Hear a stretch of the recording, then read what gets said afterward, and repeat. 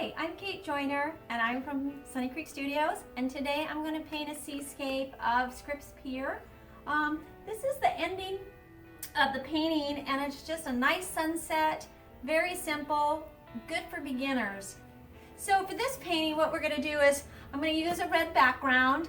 I've used a nice piece of soft charcoal and just made right down the center, split the canvas half and half. So just I have some reference guides with the thing that I'm going to work with, and I'm also going to do a something different, add a little pink into our sunset, and it's a student grade pink acrylic magenta, and then also probably the whole thing I'm going to use this wide brush, and at the very end what I'm going to do is maybe tighten it up with a smaller brush, but I like to be loose, so enjoy watching it. Okay, so a really quick rough sketch with a soft piece of charcoal will do the trick. Here.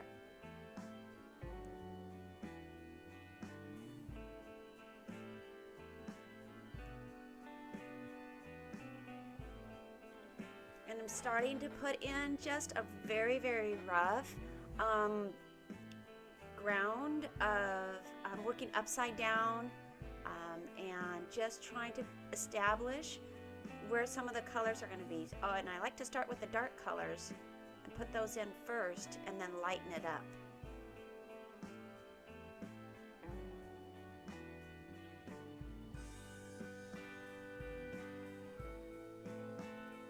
And I'm using those acrylic paints by Art District. They're a great student grade paint.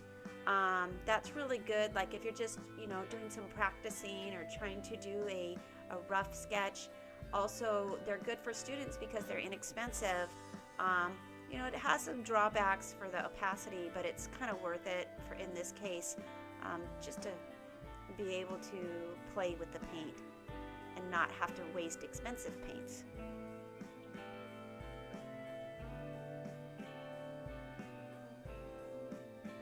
Now I have flipped the painting over and I'm just kind of putting in some colors in the water and using my horizon line to just kind of make sure that I'm going to try to mirror some of the colors so that the reflection of the sunset goes into the water. And a lot of people think water is blue, but many of the times water is really just a reflection of the sky.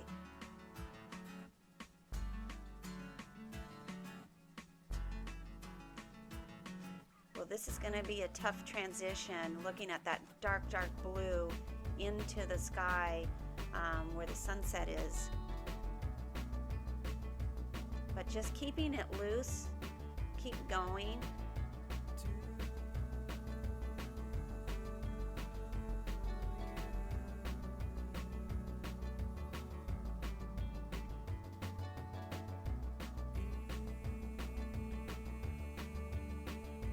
And know that it doesn't have to be perfect. You get to play with the paint and decide how you want it to look. You'll also see how I'm going over some of the other lines to make a good transition.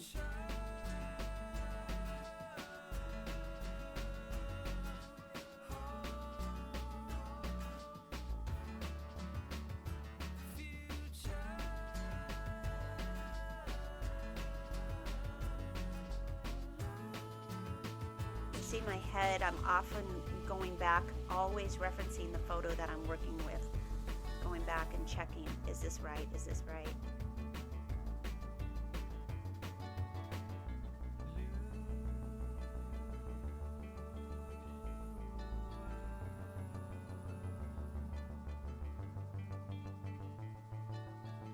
Again, going over that side part.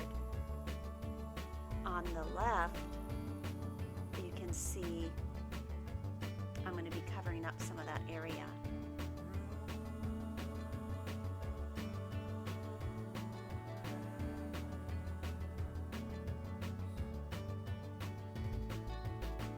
the thing with acrylics too is if you make a mistake, you can either just quickly paint over it.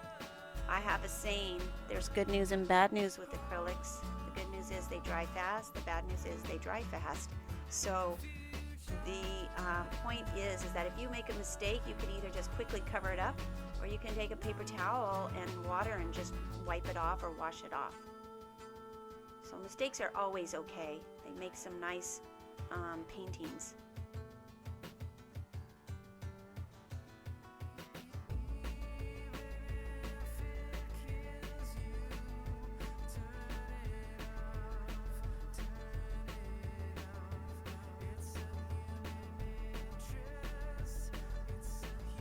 You can see too that I'm still using the same big brush, kind of turning it at angles sometimes to get a different way, but I like a flat brush because you can get some nice crisp edges. I almost just want to leave it here and be done with it.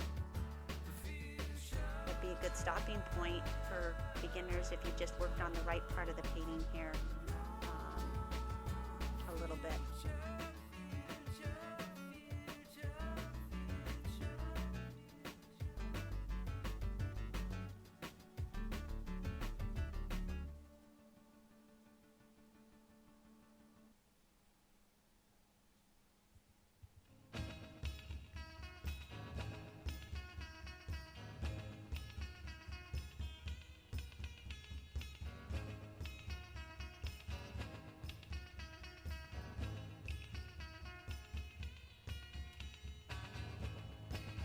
I like to work upside down a lot of times. It really takes my head out of what the exact name of the thing that I'm painting, and I really just look at the shapes then and the color patches and where things might look. Instead of worrying about the flowers that I'm going to be painting soon, I just look at the shapes and the sections that I want to put them in.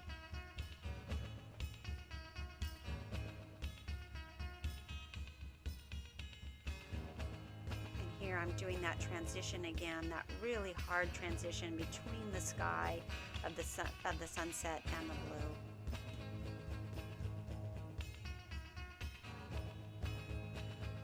The thing about it with that is I always just say, just don't give up.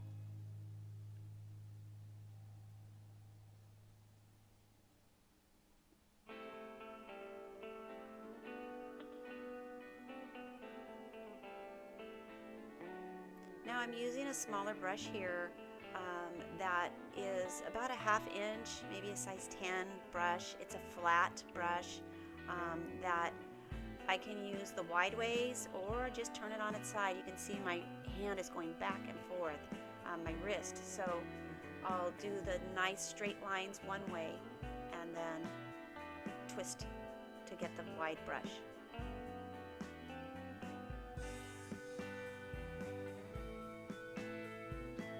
Okay, so going back to my charcoal, and I'm just going to put in a couple of palm trees, and where I want the pier to go, I just want to make sure that my lines were right first before I use the paint. One thing to note is that when you're doing a horizon, it needs to be straight. It needs to be all the way to the edge.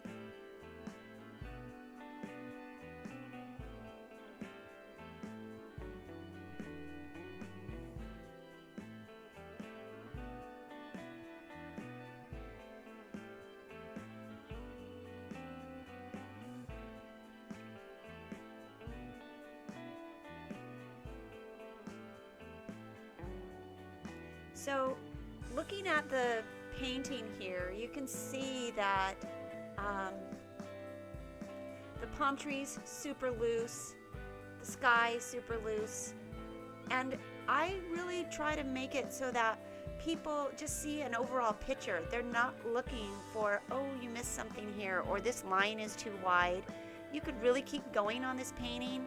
You could cover some of the things up if you wanted to. You could add more color to the trees. But this is a beginner painting that you could do in maybe 2 hours or 3 hours. It doesn't have to take you forever. And then maybe put it away and come back to it. I hope you enjoyed watching. Feel free to comment or like my video or subscribe. Have a great day.